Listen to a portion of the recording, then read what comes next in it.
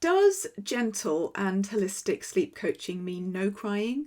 What does crying mean anyway? And why is our ethos around crying different to traditional sleep training?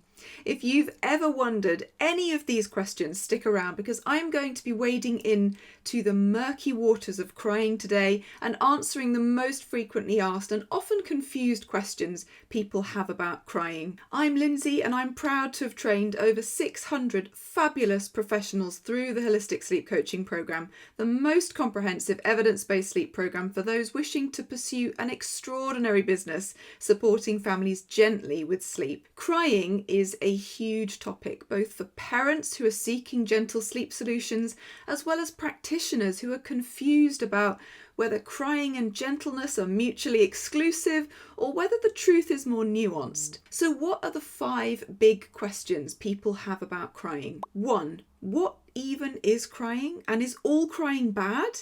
2. Does holistic sleep coaching mean no crying? 3. Is it possible to achieve sleep success without crying? 4. How is crying with parental support different to leaving children to cry alone? And 5. How does our take on crying make us different? Let me know in the comments if you have another question about crying, but for now, let's break down each of those 5 questions. So, what is crying? This is possibly the most important question of all because how we interpret what crying is should shape our response to it. At a really basic level, we produce 3 types of tears. Basal tears are released in tiny quantities and lubricate the eye. Reflex tears are produced in response to irritants like dust or onions. And emotional tears are released in response to, emotions, funnily enough. But a photographer called Lynrose Fisher found that tears produced in response to different emotions have different chemical compositions, so there may be multiple subcategories of emotional tears. Tears have been found to contain protein-based hormones that act as natural painkillers when we're under stress or threat. Tears released at times of grief, pain, stress, anxiety, relief, joy, or laughter look different under a microscope. Nobody is entirely clear on why we release emotional tears, but if they're important enough to be chemically unique under a microscope, they're probably worth paying attention to. Which leads me to my main point around what crying is. Crying is communication. Crying is first and foremost a baby or child's way of vocally expressing an emotion before they are able to use spoken words. All communication is important, and therefore all crying is important. There is no reasonable or logical reason why an infant's cries should ever be ignored if we believe that crying is communication. So is all crying bad? Bad is an emotive word in itself, isn't it? It implies something negative. But I've seen toddlers cry with sheer joy when they meet their new baby sibling. I've seen school kids cry when they hold a baby animal for the first time. I've watched children cry when they see a Christmas tree or a beautiful dress.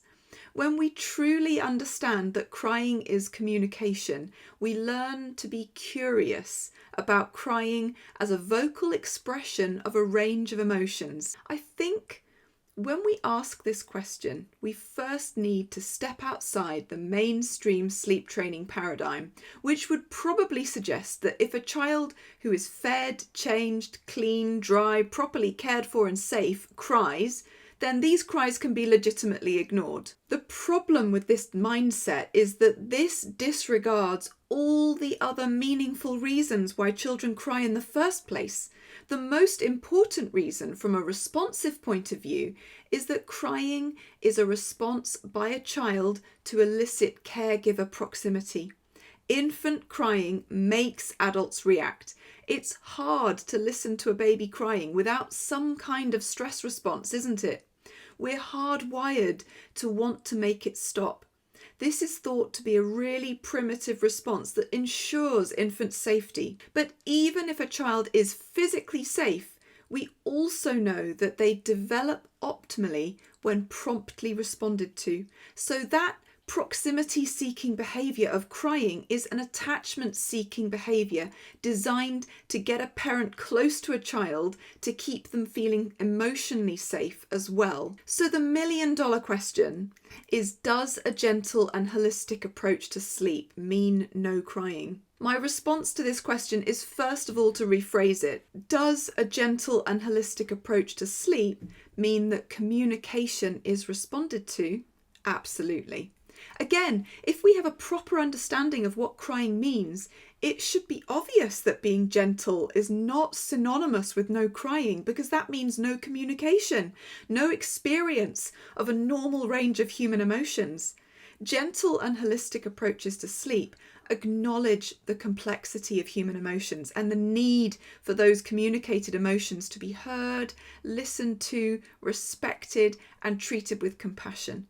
Guaranteeing no crying ever is as illogical and impossible as guaranteeing the weather or another person's behaviour. But can we guarantee that part of the approach is to educate and empower parents to feel confident that promptly responding to all communication is the right thing to do?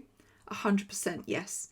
So am I saying in a roundabout way that all sleep coaching involves crying and it's the response to it that is different? Absolutely not. The wonderful thing about a holistic approach is that we explore multiple factors and influences on sleep. See our earlier video breaking this down. If unsustainable sleep is related to sleep timings, underlying health or feeding concerns, a lack of connection, dysregulation, problems with sleep hygiene, and so many more factors, then the chances are sleep can be optimized with absolutely no crying at all.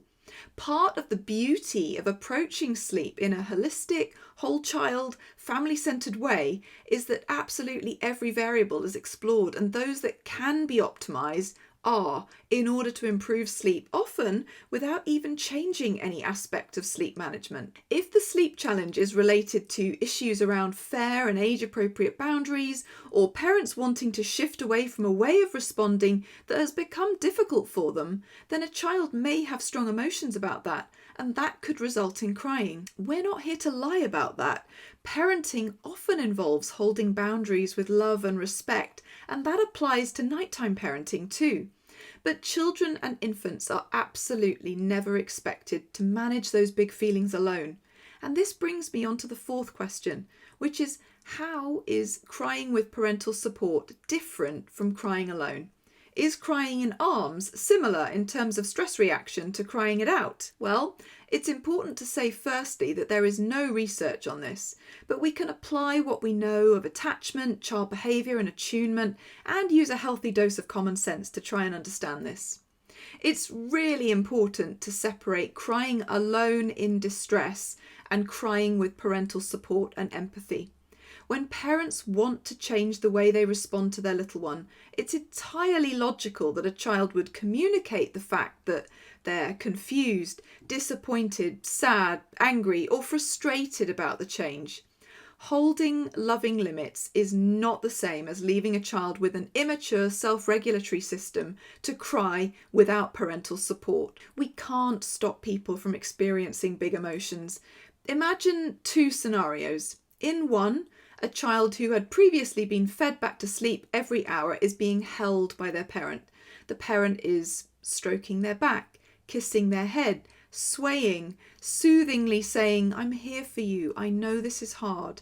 They're getting lots of empathy and responsiveness. The parent also listens to their gut, and if at any time it doesn't feel right, they are empowered to stop, back up, or press pause. This is about toggling the response according to how the child is coping. Attunement is how we alter our outward behaviour based on the child's response. In the other scenario, the child is alone in their cot or crib, crying and getting no response. Now, both children are experiencing a big emotion and they're communicating that emotion clearly. In one scenario, the emotion or communication is being ignored, and in the other, the child is heard, held, and supported. We're not here to say that our approach involves no crying ever. We're here to provide a fundamentally different approach to sleep, and that includes how we respond to crying as communication. Crying is a normal part of our humanity. It should never be ignored.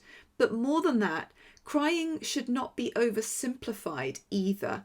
It's not simply a question of whether crying is good or bad, or whether some types of crying can be ignored and others should be responded to. We don't believe that crying due to frustration is any less worthy of empathy and compassion than crying due to pain or hunger. Crying is both simple in that it is just a form of communication and complex in that it can communicate an infinite number of emotional states. The nuance is important though. Our position on crying is also affected by our commitment to a family-centred approach that considers all the members of the family. This can be a hard balancing act sometimes, but it's important.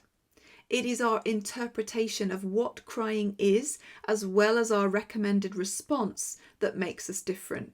Not only are parents the experts on their children, and so ultimately the only people who can decide how much crying is too much, but also they can and should be empowered that responding and attuning to a child's communicated needs is always the right thing to do. So that's our take on crying, what it is, what it means, and how we should respond.